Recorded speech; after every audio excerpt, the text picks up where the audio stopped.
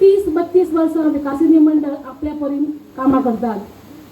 ती मागीर बायलांची आसूं भुरग्यांची.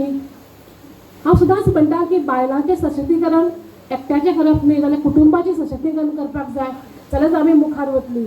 आनी त्या हेतूनच आमी वेगळे वेगळे कार्यक्रम करता. 9 वर्सांचो हो 3रो कार्यक्रम.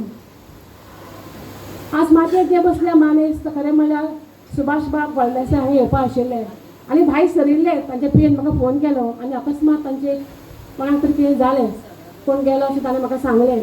आनी आपूण येता पूण आपल्या खातीर उद्घाटन करनाका अशी तो तसोच मनीस की आमी 12 करुया, आमी कार्यक्रम पयलीं करता आनी आपूण 12 येता, तुमी करा. आनी तो येतलो हाजी म्हाका खात्री आसा. पूण ताजें हांव हांगा स्वागत करता. मिलिंद बाब गुणाजी आमचे गोंयचेच. खरें म्हळ्यार आमचो आज एक दीस वता म्हळ्यार आमकां व्हडलो सारी एक दीस रावपाचें काय म्हणून. पण मिलिंद बाब काल सकाळी तो सकाळची फ्लायट आशिल्ली ती डिले जावन दनपारां ते सांजचे खरें आमी 3 जेवपाक पावपा आशिल्ले ते 5 आयले आनी 5 येवन जेवले. खूब त्रास जालो तांकां. कालचो दीस, आयचो दीस आनी फाल्यां ते वतले. आज गोंयची पॉप्युलेशन जवळ 18-20 लाखा कडेन पावला. तातूंत भितर जवळ जवळ 60% भायले आतांच आयिल्ले आसात आनी तो पळय जो प्रोसेस आसा तो आतां इतले वेगान फुडें वता. कारण हांवें फाटल्याच आयतारा एक आर्टिकल बरयलो की एका तेंपार मध्यमवर्गीय लोक मोठ्या प्रमाणाचेर गोंयांत येताले. सुरवातेक महाराष्ट्रीय आयले नोकऱ्यां खातीर, ताचे नंतर कर्नाटकी आयले, आतां झारखंडचो मनीस येता आनी झारखंडच्या मनशाक हिंदी शिवाय दुसरी खंयचीच भाशा येना. तो झारखंडचो मनीस इतल्या मोठ्या प्रमाणाचेर येता. दुसऱ्या अर्दान आतां श्रीमंतांची टोळधाड गोंयचेर येवपाक लागल्या. आनी पयर एक कडेन वाचलां आनी हांवें ताचेर बरयलां की एक फ्लॅटाची किंमत 50 कोटी रुपया आनी तेय बी खंय बाय इन्विटेशन त्या लोकांक आपयतले. म्हणजे अति श्रीमंत लोक किंवा जे पळय नव श्रीमंत जाले तांचे कडेन खूब पयसो तांकां दुसरें घर गोंयांत घेवन दिसता आनी ताजे खातीर तांकां अशे तरेच्यो दोंगुल्ल्यो आमच्यांनी इतले फाटल्यान सुंदर बऱ्यो दोंगुल्ल्यो दिसतात. हें अशे तरेचें दृश्य आनी 25 वर्सांनी आमकां दिसतलें काय कितें असो तरेचो प्रश्न येता. ताका लागून आमचे जाणटेले आमकां म्हणटले लक्षांत घेयात की आमी सामकें बरें सोबीत गोंय आमी सांबाळ्यान तें तुमच्या हातान दिलें. तुमी तें गोंय खंय व्हरतात. फुडल्या 20 वर्सां नंतर आमची पळय दुसरी किंवा तिसरी पिढी येतली आमच्या नंतरची, ती आमकां विचारतली की तुमी तुमच्या पुर्वजांनी तुमकां बऱ्या तरेन गोंय दिल्लें सांबाळपाक, ताजी तुमच्या काळान वाट लागली आनी आमकां आमच्या हातान तें बऱ्या तरेन तुमी सोंपोवपाक जाय आशिल्लें. तें तुमी बरें सोंपोवंक शकले नात. म्हणजे आमची पिढी जाणटे पिळगेक आमी दोश दिना कारण ताणें तें बरें गोंय आमच्या हातान दिल्लें. आतां आमची जबाबदारी तें बरे तरेन सांबाळून दुसरी पिढी आमच्या नंतर पयली 2 किंवा तिसरी पिढी येवपाच्या तांच्या हातान दिवप. तसो हांव गोंयकार कारण की म्हागेली आवय शिकरेली. ती शिकरे तळावलीकर, कुंकळेकर, पुणेकर, सातोसकर असे अनेक नातेवाईक माझे आहेत. म्हाका मातशी कोंकणी उलोवंक येता तितकी मी मातशी बोललो. आता याच्यानंतर मराठीत बोलतो. कारण काय की माझं सगळे नातेवाईक इकडेच आहेत. मला इकडे काय गोव्यात आलं की वेगळीकडे कुठे आल्यासारखं वाटत नाही. आणि माझी थोडीशी ट्रॅजेडी अशी आहे की जेव्हा मी इकडे येतो म्हणजे मी अनेक मे महिन्यामध्ये इकडे येऊन म्हणजे इकडे पंडितवाडा म्हणून ते तिमल्याच्या बिल्डिंगच्या समोर वाडा आहे.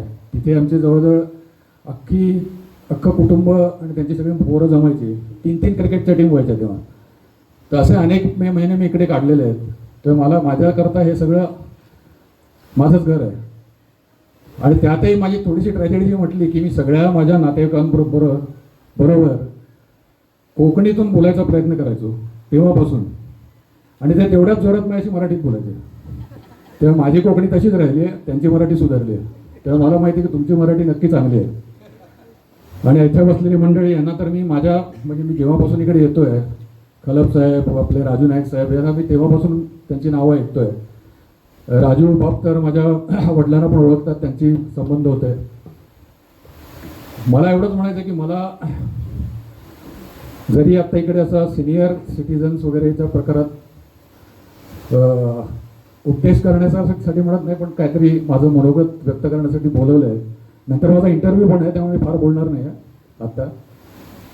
पण मला असं वाटतं की खरं तुम्हाला माहिती नसेल कदाचित की तुमच्यातल्या बऱ्याचशा जणांपेक्षा सुद्धा मी सिनियर आहे वयाने. तर तो सिनियर पण आपण आपला न दाखवू देता आपली कामं करत राहणे हा सगळ्यात बेस्ट उपाय आहे याच्यावर. आपल्याला पाहिजे तसं वागावं या वयात 60 ते 70 यांनी बरोबर सांगितलं. कारणं पण बरोबर सांगितली. कोणी विचारत नाही तुम्हाला काय करताय. भूक लागली चांगली बरे पैसे खावेत, तहान लागली चांगली की बरे पैसे पिवपात जाय आणि उदक उदक म्हणते ती बायकोने धावत उदकच म्हटलं. ते सगळ्या काय बायका घाबरतात कळत नाही. आम्ही 60-70 मध्ये काय पण करू ना, काय बरोबर की नाही. पण एनिवे, तर जे जे तुम्हाला आवडतं ते करावं, आनंदात राहावं, आला तो दिवस आनंदात जगावं. कारण जे जर उरलेलं आपलं आयुष्य आहे ते फुल स्फूर्तीने जगावं ही माझी आयडिया आहे.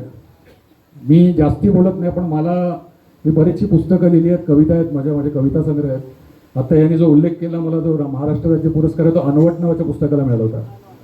त्या अनवट नावाच्या पुस्तकातलं एक कविता मी म्हणतो जी की माझी फिलॉसॉफी आहे आयुष्याबद्दलची, तेवढी मी म्हणतो आणि मग नंतर इंटरव्ह्यूमध्ये आपण बोलणारच आहोत. आणि जेव्हा एवढे केंद्रीय मंत्री 2 मिनिटात बोलतात ते मी जास्ती बोलण्यात काही पॉईंट नाही बघा, नाही का. तर मी आता ही माझी कविता ऐकवतो, कशी वाटते बघा. मला वाटतं मराठीत तुम्हाला सगळे रसिकच असतात गोव्याचे लोक. लक्ष देऊन आहे का. रंग सुखाचे. तर माझं असं मत आहे की प्रत्येक सुखाला एक रंग असतो, प्रत्येक सुखाला एक रंग असतो आणि त्या ह्याच्यातनं शेवटी आपण फिलॉसॉफी काय आहे ती आपण कशी मांडू शकतो ते आहे. अगदी लक्ष देऊन आहे का. रंग सुखाचे. जेव्हा येती कृष्ण मेघ नभी, जेव्हा येती कृष्ण मेघ नभी, हलका करण्या भार जळाचा.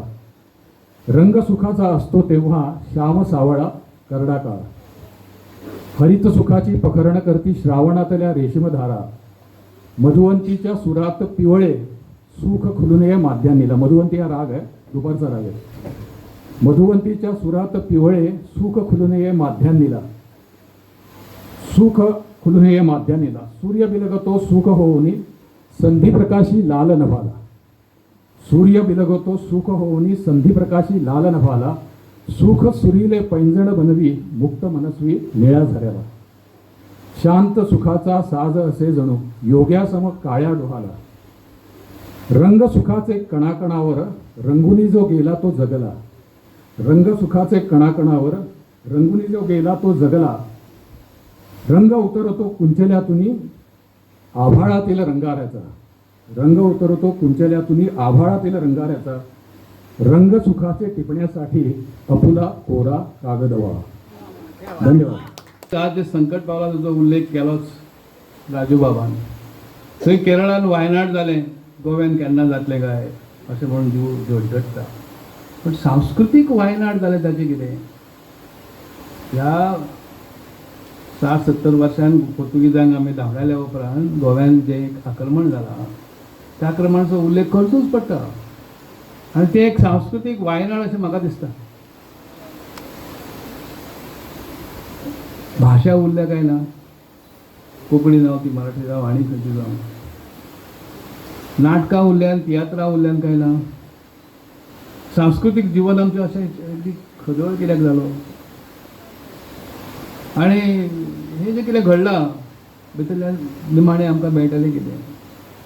पण एक बरें केलें, ह्या मालकान ह्या परिसराक नंदनवन हें नांव दिलें. उत्कृश्ट अशें नांव दिलां. आनी त्या नंदनवनान आमी जमल्यान आजचो दीस कालचो दीस तुमी आसात पोवपाक घेवया आनी अपेक्षा करुया की जे जे लोक हे सांस्कृतीक भाशीक किंवा भौगोलीक वायनाड करचो प्रयत्न जो करतात तांकां खंय तरी हुमकळून दवरपाची शक्ती तुमकां आमकां सगळ्यांका लाभो अशें दितल्या वेळ म्हणटा हांव. आनी तुमचें सगळ्यांचें कौतुक करता. अशें करुया, निश्चय करुया. आमच्या प्रत्येकाच्या 100व्या वाडदिवसाक आमी प्रत्येक जाण हजर रावन गोड गोड केक कापून खातले असो निश्चय करुया. देव बरें करूं. Subscribe Prudent social media channel and press bell icon for latest notifications.